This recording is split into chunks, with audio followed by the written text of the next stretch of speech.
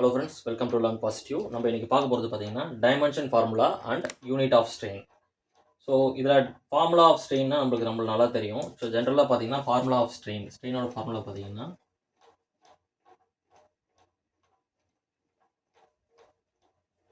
Strain equal to change in length by original length. ஓகேங்களா?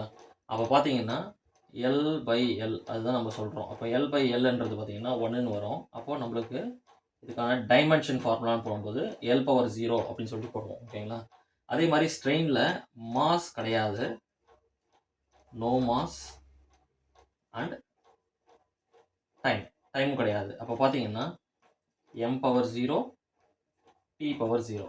ஓகேங்களா? அப்போது டைமென்ஷன் ஃபார்முலா ஆஃப் ஸ்ட்ரெயின் அப்படின்னு சொல்லி கேட்டிருக்காங்க. அப்படின்னா டைமென்ஷன்ஸ் ஃபார்முலா வந்து இதுதான். அப்போது M power 0 T power 0 and L power 0. So இதுதான் டைமென்ஷன் ஃபார்முலா ஆஃப் ஸ்ட்ரெயின். இப்போது அதோட யூனிட் என்னன்னு கேட்டிருக்காங்க. அப்போ யூனிட் பார்த்தீங்கன்னா லென்த்ன்றது நம்ம வந்து எம்எம்மில் சொல்லலாம், இல்லை மீட்டரில் சொல்லுவோம். ஓகேங்களா? அப்போ லென்த் பை லென்த்னும் போது mm by mm or metre by metre. So இதுதான் வந்து யூனிட் ஆஃப் ஸ்ட்ரெயின். அப்போது நம்மளுக்கு கேட்டாங்கன்னா dimension formula and unit of ஸ்ட்ரெயின்றது M power 0 T power 0 and L power 0 and metre by metre. Thank you.